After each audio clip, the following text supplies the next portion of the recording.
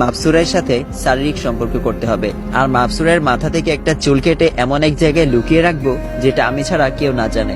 আকাশ বলল, কিন্তু এটা কিভাবে করব আমি? না, আমি এসব করতে পারবো না। লোকটা বলল, তাহলে বাদ দাও ওই মেয়ের চিন্তা।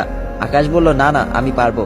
লোকটা বলল, এই ধরো, এটা নিয়ে যাও, এখানে কিছু মন্ত্রের পানি আছে, ওর সাথে ওইসব করার আগে কৌশলে এই পানিটা কিছুর সাথে মিশায় খাওয়াই দিবা, না হয় কোন দিন ওর সাথে ওইসব করতে পারবা না। আকাশ বলল, আচ্ছা। তারপর সাজ্জাদকে নিয়ে বাসায় চলে আসলাম। মাথা যেন ভৌ ভৌ করে ঘুরতেছে। মাপসুরা যদি আমাকে ভুল বুঝে, না, আমাকে এটা করতেই হবে। মাপসুরাকে নিজের করে পেতে হলে এটাই তো আমাকে করতে হবে। রাতের বেলায় মাপসুরা জানালা দিয়ে আসলো। আমার কলিজাটা কি করে? আকাশ বলল, এই তো শুয়ে আছি। মাপসুরা এসে আমাকে জড়ায় ধরে আমার বুকে শুয়ে গেল। আকাশ বলল, মাপসুরা তুমি একটু দাঁড়াও, আমি আসছি।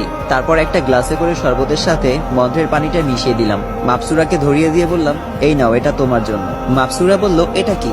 আকাশ বলল, শরবত নাও, আমরা সবাই খেয়েছি, তোমার জন্য অল্প করে রেখে দিয়েছিলাম। মাপসুরা বলল, আচ্ছা কলিজা দাও।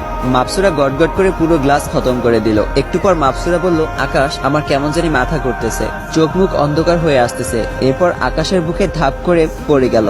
আকাশ বলল, লোকটা আমাকে যেমন যেমন বলে দিয়েছে আমি তেমন তেমনই করব। প্রথমে মাপসুরার সাথে শারীরিক সম্পর্ক করলাম, তারপর চুল কেটে বাসার বাগানের ছোট গাছটা নিচে পুঁতে রেখে আসলাম। তারপর এসে মাপসুরাকে জড়িয়ে ধরে ঘুমায় পড়লাম।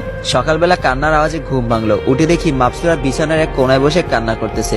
কি হয়েছে মাপসুরা? মাপসুরা বলল, কি হয়েছে? হ্যাঁ, জানিস না ডুমের বাচ্চা, তুই কিভাবে পারলি আমার এমন ধারা সর্বনাশ করতে? কি ক্ষতি করেছিলাম আমি তোর? কান্না করতেছে আর বলতেছে। আকাশ বলল, মাপসুরা তুমি শোনো একবার আমার কথা। মাপসুরা বলল, কি শুনবো? হ্যাঁ, তোর মতো ছেলেকে ভালোবাসে আমার ভুল ছিল। আমি আর কোনোদিন পরিপালকে যেতে পারবো না, আমার মা বাবাকে দেখতে পারবো না, এই বলে আমার বুকে মারতে লাগলো।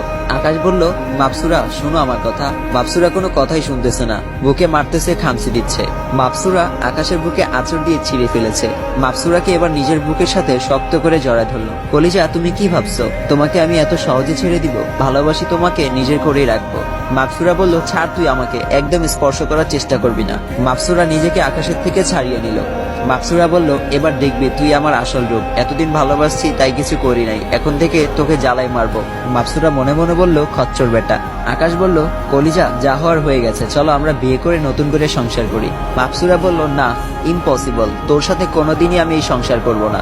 আকাশ বলল, ওকে, তুমি তো আর ওই পরিপালকে যেতেও পারবে না, কিন্তু রাতে যে তোমাকে আদর করছি, সমানে যখন বাবু হবে তোমার, তখন মানুষে তোমাকে ছিছি করবে। মাপসুরা বলল, এই না না, আমি তোমাকে বিয়ে করব। আকাশ বলল, এই তো এবার আসছো লাইনে। মাপসুরা বলল, খচ্চর বেটা, বিয়ে তো করব, কিন্তু খালি একবার অমাবস্যা আসতে দে, পরে তোর গলা কেটে সেই রক্ত দিয়ে গোসল করে পরিপালকে যাওয়ার জন্য টিকিট করব। আসসালামু আলাইকুম গাইস, এখানেই শেষ হয়ে যায় পরি যখন বউ গল্পের পর্ব 2। তো গল্পটা আপনাদের কাছে কেমন লাগতেছে অবশ্যই কমেন্টে জানিয়ে দিবেন। তো দেখা হচ্ছে অন্য কোনো পর্বে। সবাই সুস্থ থাকবেন, ভালো থাকবেন। আজকে এই পর্যন্তই, চলে যাচ্ছি। আল্লাহ হাফেজ।